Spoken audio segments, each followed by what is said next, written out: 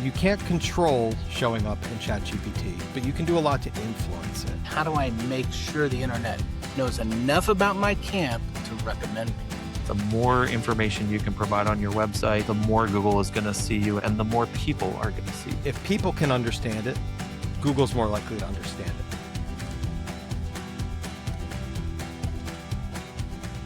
it. Hey, welcome to the Grow Your Camp podcast. I'm Mark, I'm Carl. and we're here to share stories and systems to help your camp grow. And today, we're going to be talking about something that almost every camp leader knows they should care about. But if we're being honest, most of us don't completely understand it. And it's SEO. What's that stand for? Search Engine Optimization. And here's how I think about it. You can have the greatest camp in America. I mean, beautiful property, incredible staff, life-changing programs, happy campers, amazing retreats. But if a mom sits down tonight and Googles best summer camp near me, or a church leader searches best camp for a church retreat, and your camp doesn't show up near the top,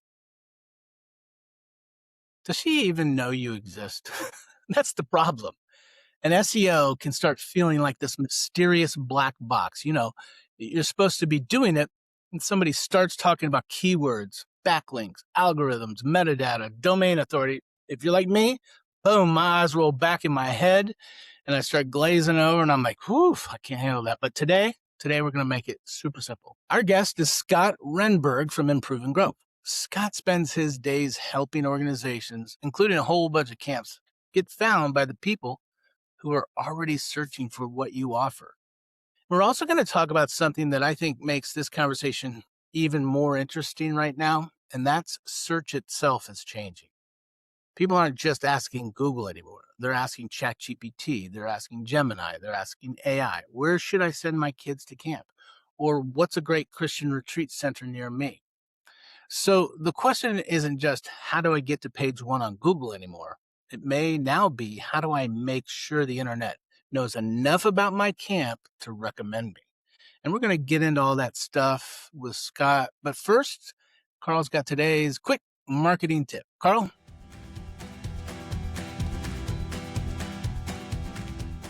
Okay, today's quick camp marketing tip, Google your camp like a guest would. Did you know that most camps that on their website, more than half of the traffic they get comes from a Google search? In fact, some of the camps we work with, 80 or more % of their traffic comes from a Google search. So unless you're some unusual camp that does not get a lot of traffic from searches, how you show up on Google and other tools that people use to search, like ChatGPT, is critical to your growth. What's interesting, I mean, Mark and I speak with camp leaders all the time. And I don't know about you, Mark, but I find it very surprising that when I ask camp leaders how they show up on Google, most of them don't really have a clear idea. And so today's tip is not some technical tactic or some tool or trick or thing to do. I just want to give you 3 searches that you can do on Google that can get you clearer right away with how your camp is doing on searches.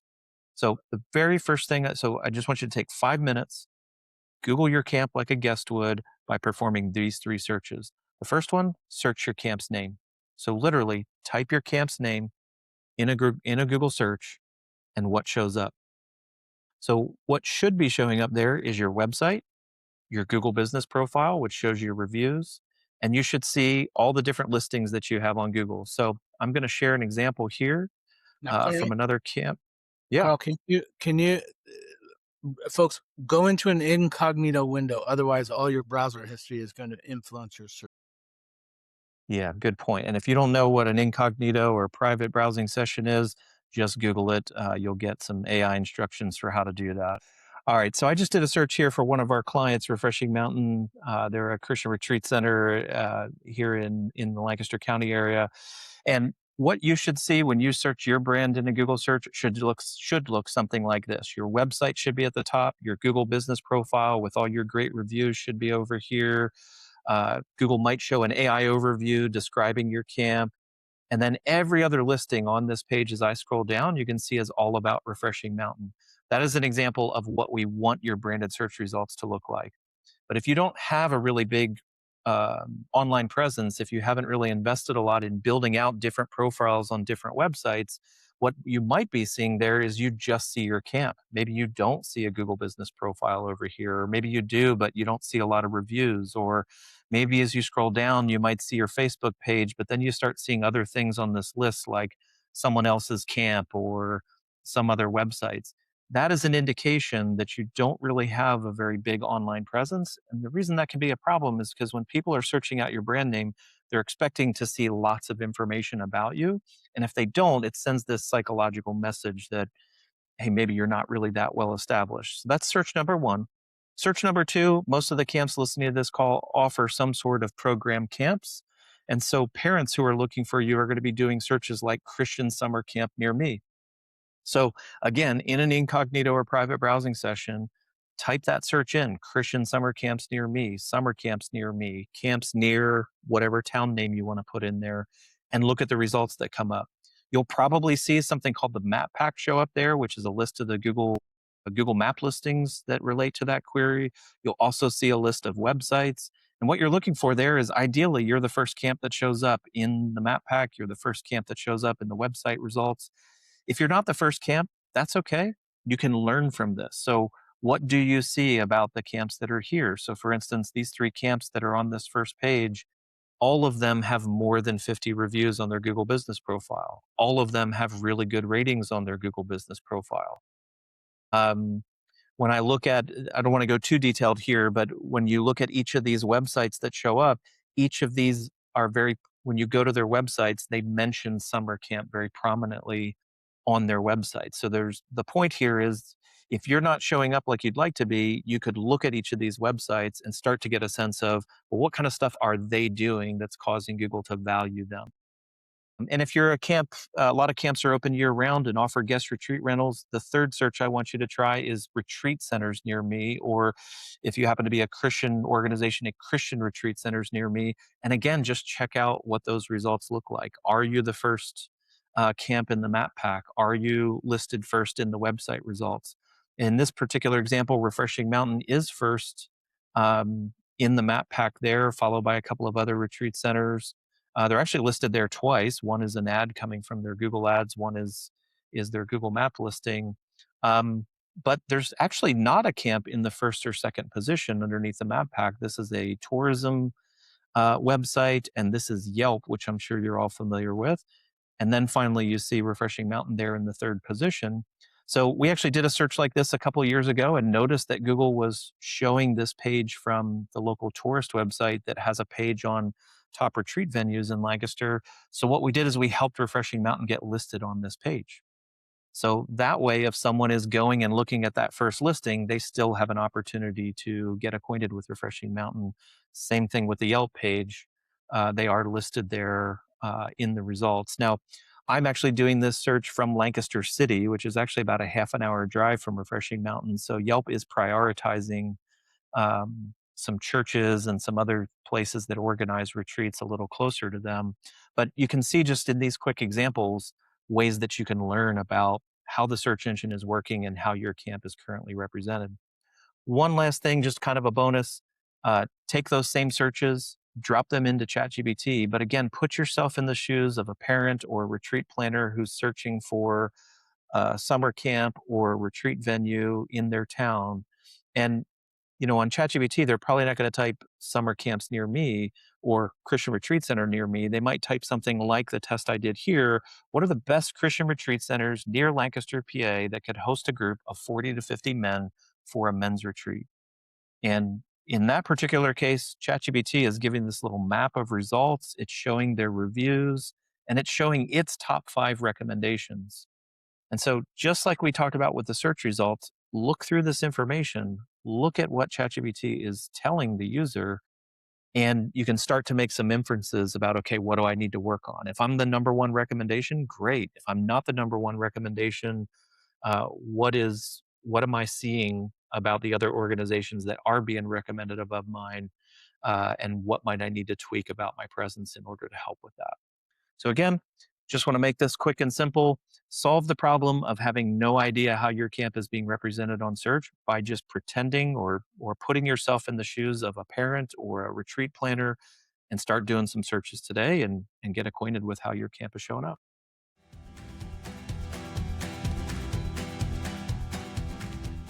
Right on. Thank you, Carl. That is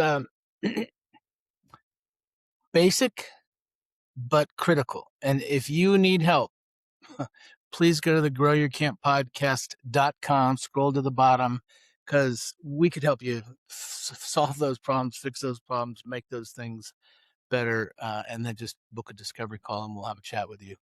So thanks a lot, Carl. Appreciate that. All right. One of your team members, Scott's in the room. And before we talk SEO, Scott, talk about a little bit about your camp story. Did camp play a role in your life before you started helping camps get found on? Sure. Yeah. First of all, hi. Thanks for having me, guys. Hey. I really appreciate you letting me be here today. Really happy to be here today. Camp had a huge role in my life especially when I was a kid. I had to think through a bunch of different experience between the youth camps I went on with my church to the summer camps we went to when we were kids. One of I think the biggest memory and the thing that kept popping up was when I was a kid, we used to go up to Camp of the Woods in the Adirondack Mountains. And we'd go every single year with my family. And, some of those experiences, everything from the time we'd have with the counselors with, that they would take us and do all the events and activities, to the time with my parents, to the things we'd do nearby. One of the things my dad always liked to do was we'd hop in the car at night and we'd drive to local dumpsters and he'd turn all the lights off. And then we pop them back on. There'd be bears all over the place,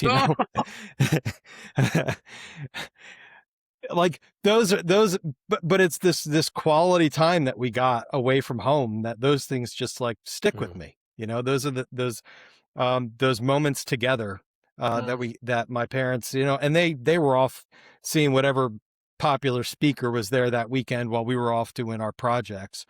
But the memories of us being there together and having that solid family time really stuck with me, and kind of, carried on. My daughter now, she goes with our church to their winter retreats at some local retreat centers. My son's heading off to his first retreat here in the upcoming years. And it's just been exciting to see it with them too. When they come back, the stories they have to tell, dropping her off at camp, getting to walk through. So yeah, camp, even before working for camps, seeing the impact they can have on people's lives, my kids' lives, and how they brought my family together in one area. There's definitely a special place in my heart for camps and retreat centers because of that. Have you driven them? I got to know though, Scott. Have you driven them up to a dumpster and turned the lights out? Not stuff like that. My dad had a penchant for doing all types of stuff like Next that level. we still do. So it's things like we still do the things where we'll hear police sirens and I'll go, oh, let's hop in the car and chase them. That was he did that type of stuff. So I'm still doing those things with him. I like how your dad sees the universe. What you just described, Scott, is what I think the core mission of every Christian camp in America is. And that is to help people connect with God and each other in the beauty of his creation. You did it. You connected with your family and your dad and the stories, and you did it in creation with bears. I mean, you didn't connect directly with the bears, but you certainly saw them. I think that's the kind of stuff why we love filling camps, because we often say you can't minister to empty beds. So let's help fill some beds today, Scott. Okay. Sounds like a plan. Okay, so let's make SEO ridiculously simple. What is it? Why should a camp director even care? Sure. So SEO, or search engine optimization, in its simplest form is just, it makes your website or your presence on Google or on search engines in general, be it Google or Bing or whatever. It makes it easy to understand that information and easy for the right people to find out about you. So it's not a trick. It's not, some people do try to trick it, but it's not tricking Google to show you up or trying to stuff a ton of keywords on a page or doing anything like that. It's just, it starts with, the easiest way to think about it is letting your presence on Google understand what retreat planners or parents need to know about what you do, and making that information accessible online. and easy to digest. And then making sure it shows up, that it's structured in a very clear way so that if people can understand it, Google's more likely to understand it. Now, there's some technical things that go into this that you can talk to a web guy about how to make sure things are indexed. But the simplest way is make sure you have clear information on your site that's easily accessible for parents or retreat planners or church leaders or whoever it may be to understand. And that makes it easy for Google to find what it is as well. So as Google is crawling, I think the phrase I often hear is it crawls your website, it's looking for answers, solving problems, and then it elevates that. So in Google Ads, we can buy keywords, Christian summer camp near me. But in SEO, it's more organic. It's more a part of the website, right? Right. Yeah. So you're going to want to build in, if I were to think through it this way, this goes back to what Carl was talking about when he first started this with his tip for the day. The questions that you're asking Google in your incognito browser, if you're pretend I'm a retreat leader, I think about school's about to start next week. So like I'm planning back to school stuff all next week, taking my kids on tours of schools, all that stuff's happening. And our church programs are all about to get started back up there again for them as well. And I know that the winter retreat's coming up. So my retreat leaders now, they probably did it last year, but a lot of them even now are starting to look for, hey, where are we going to go this winter for our church retreat? What are some good locations? Maybe they're planning for this year. Maybe they're starting to plan for next year. And you want to get those bookings for those churches that are starting to look for those church retreats. And you start thinking about how are they actually searching for them? Pretend you're not a retreat owner. Pretend you're Yeah. just, you're the person actively looking for this, and start thinking of, you start searching for, like, I'm looking for a winter retreat location, close to me within 3 hours. Maybe you live in, you want to do something unique. We're in Pennsylvania. Maybe we want to have it down in Maryland, somewhere within a 2 to 3 hour drive, take them somewhere different. And I start looking for places in those areas. What's going to come up? What types of searches come up when I'm looking for that? I can start adding some of those words and terminologies onto pages, or start creating pages based around those things that answer the questions people are actually looking for. And then it's process of really reduction from there. Once they get, okay, I found a camp that is close to us where we could possibly host a retreat. Because remember, they're just creating a short list of questions that they have. Well, do they offer this? Do they offer that? Do they offer retreats for youth? Do they have food on site? How much is this going to cost me? And you start answering and layering in those questions and answers that they have. You become more visible. Google starts saying, hey, these people have questions. I need to give them answers. Do you have the answers for Google to serve up to them? I once heard someone refer to Google like or a simple way to kind of describe the way Google works is it's like a library. You go into the library, maybe you don't know how to use the search or index system, so you just walk up to a librarian and say, "Hey, can you help me? I'm looking for some historical information. I want to read a book about Abraham Lincoln." Well, you know, she's going to point me to a particular section, and there's going to be a list of books there. But the library is not going to carry every single volume on Abraham Lincoln, right? And so they're going to choose which ones they're going to curate in their library based on a variety of different factors. I've heard that Google works a lot Good like that. illustration. Like, yeah. I Yeah, think that's a really good illustration. I Okay, think it's, Scott. yeah, yep, I'm sorry. I'm really curious. With AI has blown up the whole search world. sure, So without a bunch of technical jargon, how do we help camps get ChatGPT to recommend their camp? right. Okay, so ChatGPT's, these are, how do I say this without getting too nerdy on you guys? Every one of these, we'll call them language models or AI components, they all learn a little bit differently, right? So there's no form you can fill out. to show up on ChatGPT. There's no switch that you can hit on a website to show up in AI overviews, or it's not like that. It's really about wanting to get recommended in these answers. You can't control showing up in ChatGPT, or you can't control showing up in AI overviews, but you can do a lot to influence it. And that's been kind of where my experience working within these models. Because I don't know if you ever go in there and you start searching for things and asking it questions, but you start getting different answers almost every single time you go in there.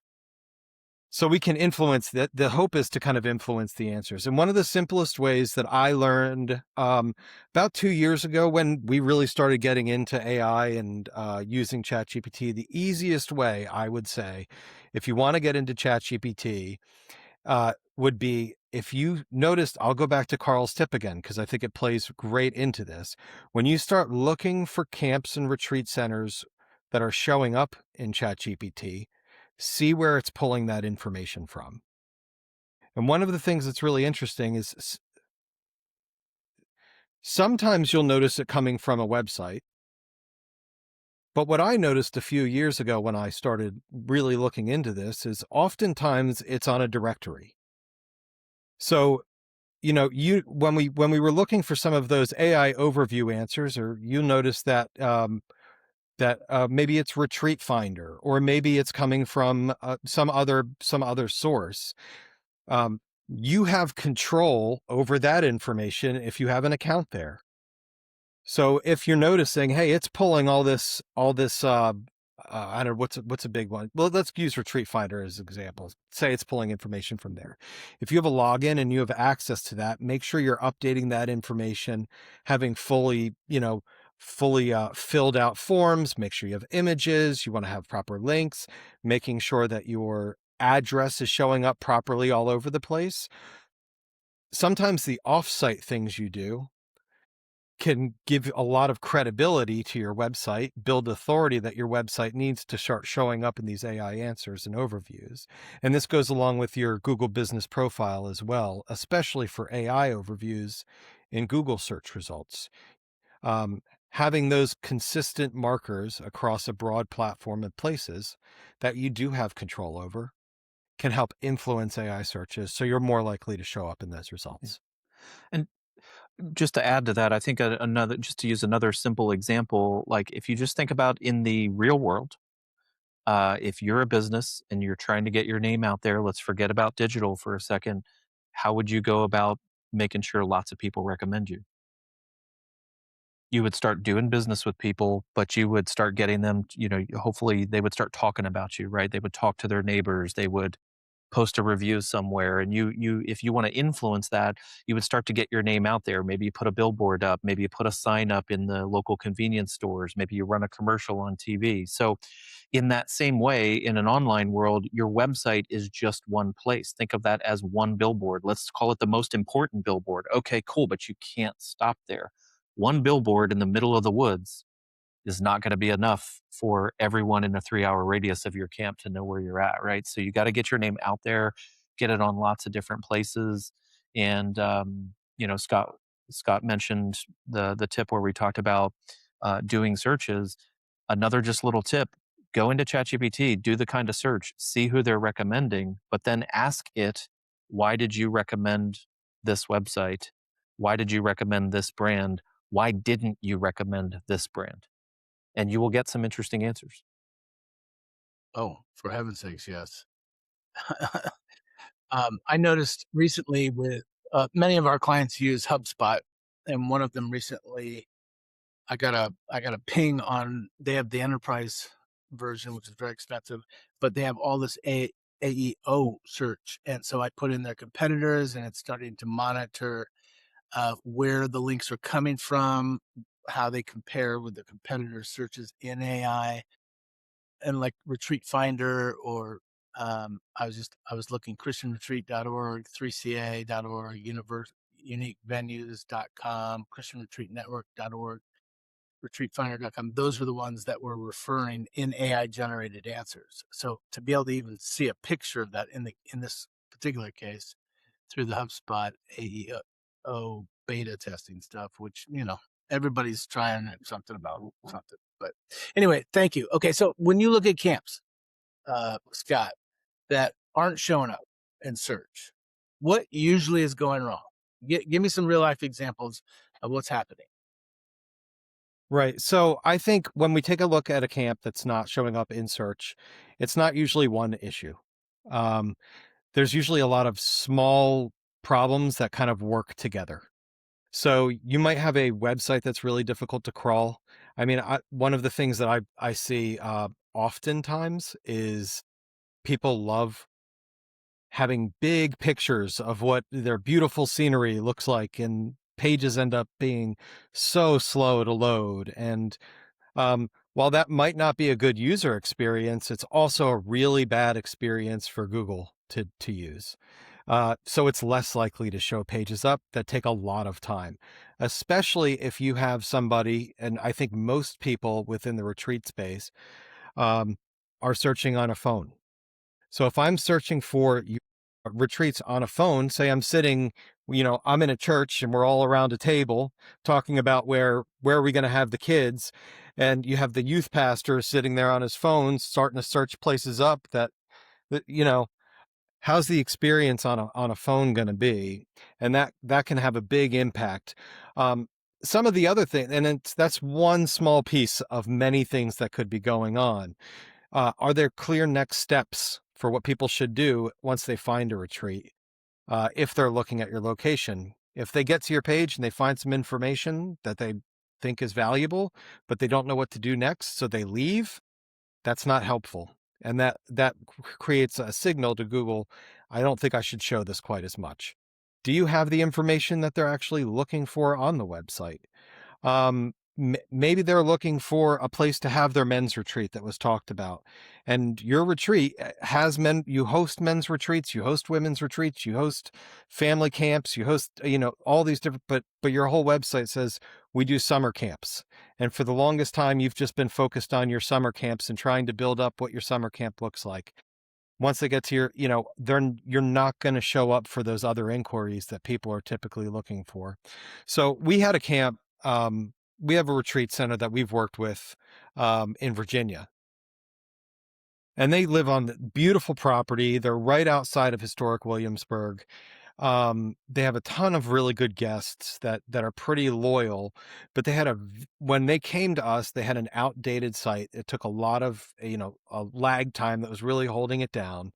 They didn't have the specific pages built for the types of retreats that they really served people with. Guests didn't really know what to do when they got there. They had the navigation, it was hard to get through the site.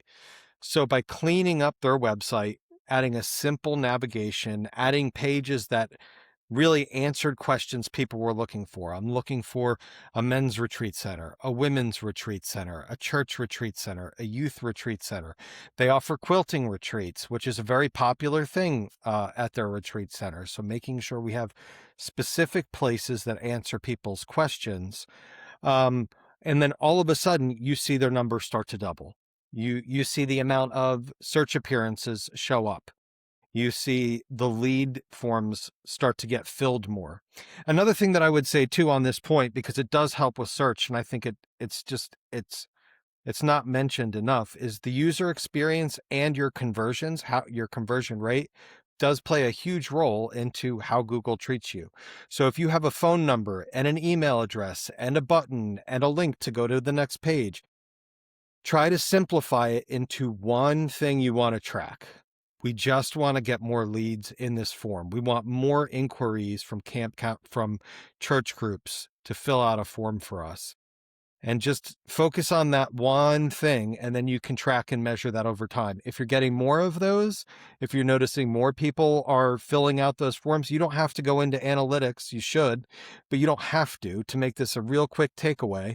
If you're doing all these other things and you're getting more forms filled, it's working. If you're searching in Google and you're noticing you're showing up more, it's working. And then having your Google business profile filled out and claimed, but I think we can get to that later. Without taking Yeah. away too much. But Yeah, I was going to say, but are there specific, I don't want to miss anything. So, and I know you guys both work on these all the time. So what are some key things that you've noticed? One of the things I always find is pricing on a website seems to, because people want to know how much is this going to cost me. But you guys do this, build strategies for retreats day in and day out. What are some of the things you've really seen knock it out of the ballpark? Carl, you go first. Sure. Well, first I'll mention the two problems that I think are the most common ones that just completely make your camp kind of dead in the water from a Google search. And I'm going to use retreats as the example. So most camps are focused on summer camp, but they also offer guest retreat rentals.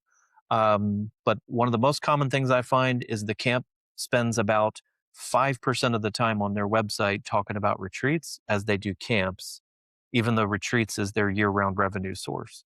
Just a really extreme example, I was talking to a camp on the West Coast a few months ago. More than half of their annual revenue comes from guest group retreats, but there was not a single page on their website dedicated to guest group rentals. There was one little blurb on the homepage that mentioned that they do guest group rentals, but if I was a stranger who had no idea what they do, I would not be able to get any other information about it on their website. That's number one. Number two, simple thing. Again, most camps offer summer camp programs.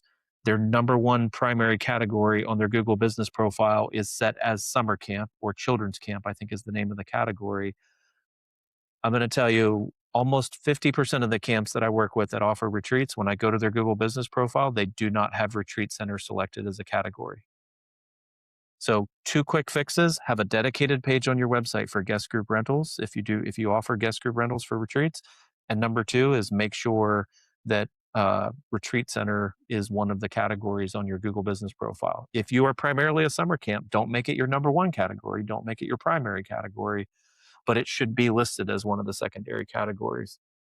So those are the two problems that I see that are the easiest to fix, and they will at least make you able to be shown on Google. Now, if we want to talk about what does it take to be number one on Google, what does it take to be the number one best-selling book? Again, going back to the library or book example, it takes being really popular. It takes having the best information in that book, right? If I'm going to have the most popular resource for everything about Abraham Lincoln, I need to have a thick book that covers all the history, that has all the information, and covers it in a way that is engaging for readers. So you got to know your audience, cover the topic well, and it needs to be a unique piece of content. Same thing on your website. Just having one page of information about one of your revenue streams is not enough. Answer all the questions. How do I get there? What does your pricing look like? What does your lodging look like? Do you have dedicated meeting rooms? What activities do you have to do for kids? What activities do you have to do for adults? What are your policies? What are your rates? All that kind of stuff. The more information you can provide on your website, the more Google is going to see you and value you, and the more people are going to see you. Yeah. I would add this too, Scott. I think the camps we're working with that are winning at this is that their front page is dedicated to the demand of their audience, not the desire of the mission. They're dedicated to the demand. If the demand is, I want to just do my own thing, hold my own retreat, just be the host site and feed us, and that's lost somewhere on the website, as Carl observed, you basically are going to be overlooked. And because we have this strong desire to be missional and to usually deliver the camp experience through the programs we design and develop, we forget that we're not in the camp ministry. We're in the hospitality industry. Our why is ministry. And so when we were working with a camp in Southern California, let's see if I can pull this up, called Angeles Crest, you can see at the very top page, their mission is to create great mountaintop experiences. And then the next headline is Choose Your Adventure. Join an Angeles Crest camp, click here. Planning your own church retreat, click here. Super simple. Those are the primary reasons people come into your website, and let's make it fast and sudden and easy to follow. So I think the camps that are winning are recognizing if my primary income stream is guest groups, 83%, and you can't find it, you're going to be in trouble. So, Right. All right. What actually moves the needle with SEO, Scott? I mean, is it the words on the website? Is it reviews? Is it content links, technical stuff? Like, if I can only focus on a few things, where does this camp leader begin? Right. So I think I'll focus on three things. So I'll get three priorities out of the way. So everything matters. The words matter, content matters, links matter, technical SEO matter. All of it matters. I would say the right priority depends on what's holding you back, right? Start there, like looking at the basics first. If Google can't find or index your website because it's something technical becomes the first thing you need to fix. And that's just find someone that can do it. Don't stress out about how to do it. You got to get that done, or it's just not going to work from there. But after that, what I would say is you want to have a strong page for each of your priority audiences, like, and have your one thing, like figure out what your one thing is. So my one thing is I want to grow more retreat bookings, and then have your priority pages first for each sector you want to have more bookings from. Then from there, I would say, make sure you do have a good Google business profile. And you might think, well, like, I've heard all these things about your Google business profile only shows up in, within a 10 or 20 mile radius. And we have people coming in from out of state but what I'm seeing more and more from, because of how people are getting information with AI overviews and ChatGPT and things of that nature, more and more searchers are coming to your retreat website with branded searches. And you're starting to see more and more branded searches pop up. You're seeing an increase in the define amount what of branded searches. Sorry, Scott. Define what branded searches? your camp name, your retreat center's name. So it Yep. might be simple as that. Whatever your name is, that's what people are searching for. So traditionally, we would have gotten a lot of visibility for people would have come to the website looking for, top 10 ideas for, themes for a winter retreat or themes for my church retreat. That's all being answered in AI overviews. Or I'm looking for the best retreat centers near me. And you could create a blog on that. Well, what I like to see is like that's top of funnel traffic in sales language. We were getting people at kind of the top of this thing. That's shifted out of your website now, and so people are finding the name of your camp or retreat center within those searches. So your Google business profile becomes unbelievably important now. One of the most important things, because when people are searching for your retreat center, your Google business profile, if you've claimed it, if you have it, will come up. Do you have reviews? Is it properly categorized? And to Carl's point, another thing I often see is campgrounds. People have it cataloged as campgrounds, which unless people are doing tent camping on your property, it's probably not going to be the one you want to choose. Do you have the right address and phone number? Is that address and phone number the same one on your website? Or do you have, a different website that you get mail to? And so your PO box is listed here, or, it's the road down the street you take a left on, and our mailbox is out front at 301 and we're actually at 304. And you want to have consistent addresses across the board and photos and reviews, and you're responding to those reviews. So make sure the first one was strong pages for your audience, specific audiences. So youth, women's, men's, whatever those might be for your vertical. Google business profile, and then a healthy website with just I would say a basic way to measure something.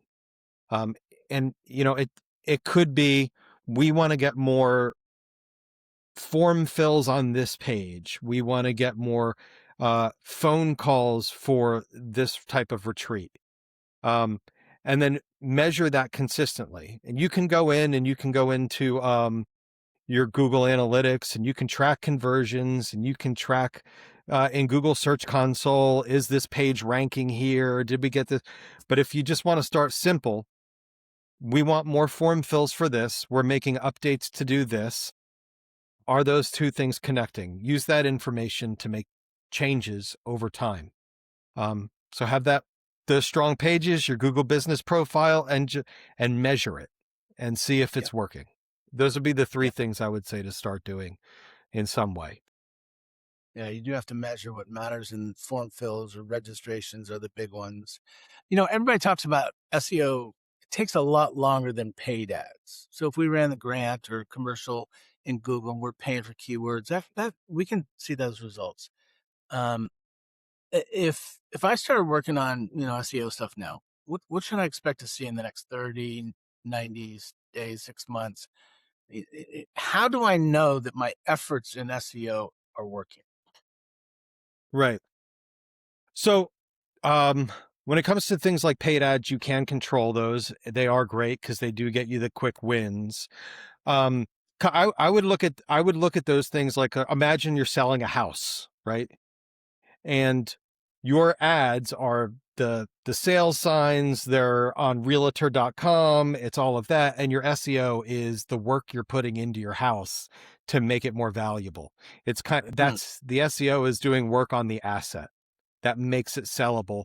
When the people finally get there and do the walkthrough, or it starts to get buzz like, hey, are you guys going to that open house this weekend? Did you see this place? The pictures inside look beautiful.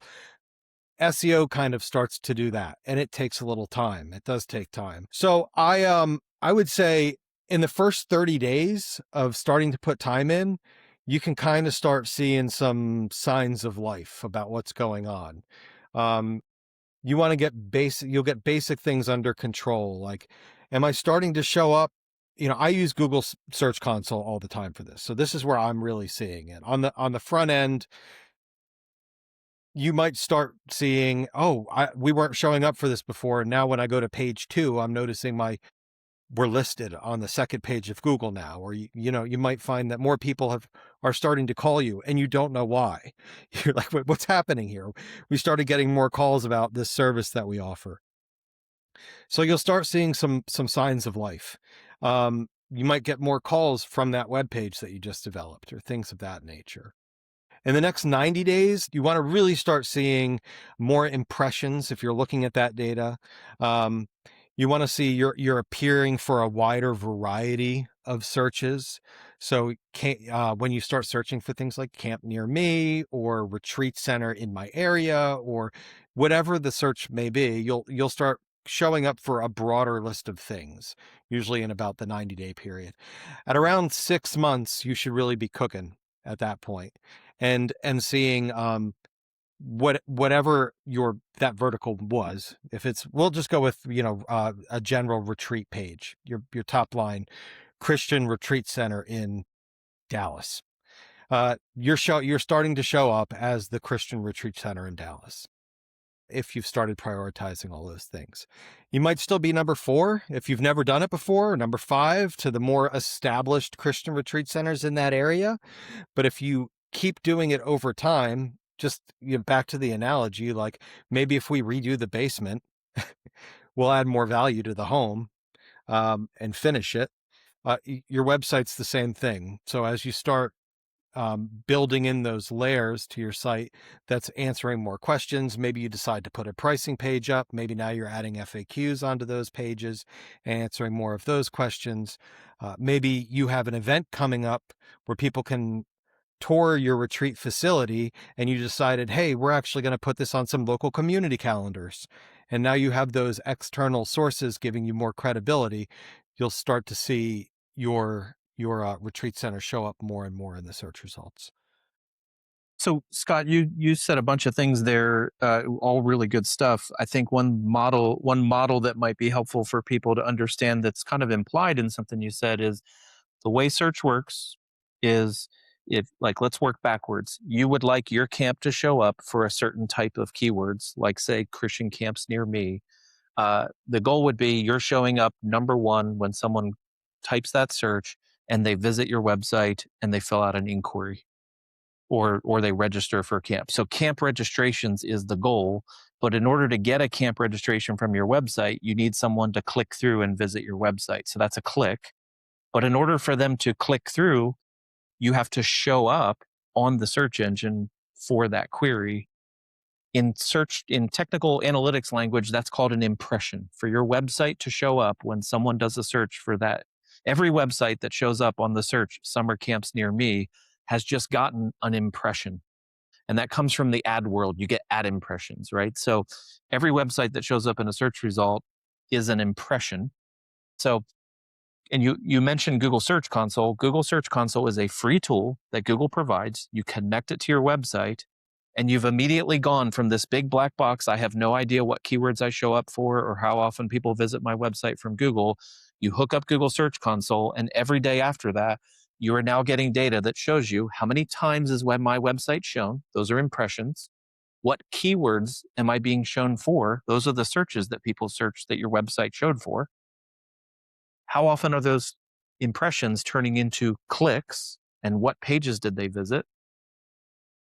Now you've got almost the full picture, and then you will know, are more people registering, right? So Google Search Console won't actually show you how often people are registering for camp, but it will show you what keywords is your website showing up for, what page on Google are you showing up for, and how many of those are turning into visits to your website. And so as Scott mentioned, as you start working on these things, what we do as SEOs is we are looking at those patterns. We're looking at, are we getting impressions for those keywords? Are those impressions turning into clicks at the rate that they should be? And then we'll also go look at the camps results and say, is that turning into more camp registrations? And if the answer to all three of those questions is yes, awesome, it's working. Let's keep doing more of that. If we've done a bunch of things and it's not working, we can use that same data to start to say, okay, what do we need to change? Carl, you introduced me to an audit. You've audited a lot of camps digital. And what percentage would you say have the Search Console hooked up before you start working with it? Maybe 2 or 3%. Okay. Yes. It's not a big number. Yeah. I was going to say 5 or 6% for my experience. Scott, what about you? I set Google Search Console up all the time for camps. I install it, get it set up and running for them all the time. So yeah, most which means of them it's almost 0%. Yeah. Right. So, yep. So let me just pause for a minute, folks. If you want a deep dive, like open the hood of your camp website and your digital presence, just ask us. We do a full audit. Carl and I both do full audits for camp. We'll go in there, figure out all the things we're talking about today, and give you a range of where you're being measured and how well you're doing. Here's what I typically I hear. Hey, we got a volunteer who just finished marketing from college. She's going to build her website. I'm like, great. Does that mean you have no money to hire somebody to do it, right? Or tell me why this choice is being made. And what I've discovered is that most nonprofit leaders lead from scarcity. I don't have the money. I can't afford the quality. Just give me a 20-year-old Chevy that runs and I'll just, bailiwhacked and duct taped together.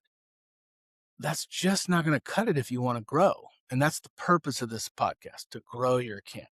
So if you're interested, go to the growyourcamppodcast.com website. Go to the bottom, fill out the discovery call data, and we'll talk to you about the audit, what it delivers, and how it can help you.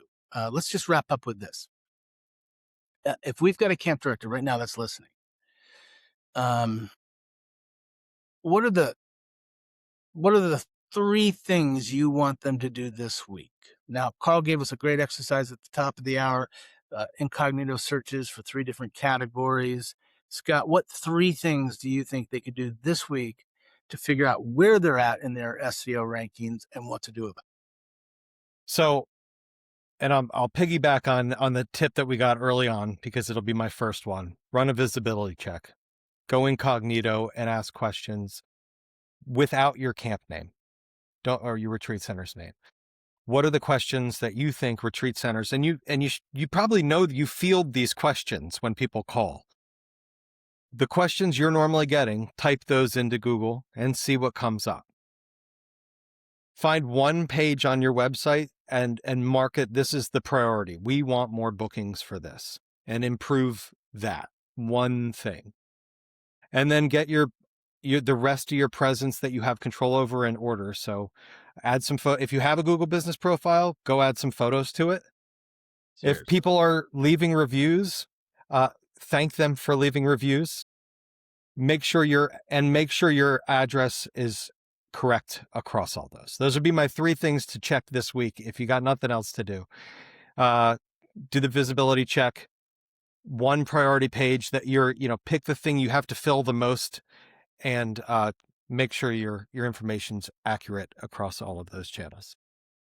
Thank you. Those are very practical things we do all the time with our clients. And so if you're listening and you have somebody that's responsible for your website or the marketing, maybe you could just share this episode with them. They may listen to it and go, I'm doing all that plus, which is great. If not, we are here to help you grow. We like to say we can help you grow 50% in 18 months. I know that's a massive, wild claim, but man, we have the receipts, we have the case studies between Carl and I and our teams. So, hey, Scott, thank you. Thanks for just joining Thank you us. I both. love your look, that purple background, and the lighting is just right. I know for those listening on Spotify, they're like, I don't care. But YouTube is our number 1 watched channel right now. So thanks again, Scott. Carl, you want to wrap Thank you it? guys very much. Thank you, folks, for hanging on. We know that SEO is a dense topic. It gets technical fast. There's a lot of different things to cover. I just want to bring you back to the fact I shared at the top of our marketing tip, which is any given camp, at least half of your website traffic is coming from organic search, and some of you are getting more like 80% of your traffic from internet search. Would you let an intern be responsible for building your brand new flagship camp program? Probably the answer to that's no. I think so.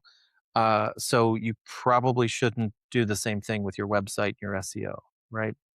And I hope today we've been able to encourage you, as much as we shared some technical things and maybe introduced a lot of new terms you hadn't heard, there's some simple things you can do to just get grounded. Check out how you show up on search, make sure your website's set up right, make sure you show up good on Google, right? Like make sure the facts about your camp are right on Google. Those are some places you can start today. So yeah, this is just one of many topics that we cover because we want to help you keep every bed in your camp as full as it can be all year round. We want everyone to feel the impact of the ministry you provide. We will be back next week with another episode. I would just encourage you, go to growyourcamppodcast.com, hit the subscribe button so that you get a notification every time we drop a new episode. There's a place there where you can leave us feedback. You can give us ideas. And then there's all kinds of content on the website. Every one of our episodes, the videos, the blog articles, anything you could want to learn about there. There's a lot of content there. And hey, if you're looking for help, if you've heard enough content and now you're just looking for hands to help, click the Get Help button. We're here to help. And as you head into planning season, this is a perfect time to be thinking about your marketing plan for next year. Mark has already mentioned we offer something called a growth action plan, where we help you put together a thoughtful plan on how to hit your specific revenue goals for next year. And it's all based on facts and data. It's based on research in your market. It's based on your camp. It's based on your goals. This is not some cookie cutter thing that maybe worked for someone else but isn't a good fit for you. We tailor it to exactly the goals that you have. So if you want help with putting a growth action plan together for your camp, go to growyourcamppodcast.com, click Get Help, and Mark and I would love to talk to you. Thanks, everyone. Until next time, let's grow camp together. Woo, yeah.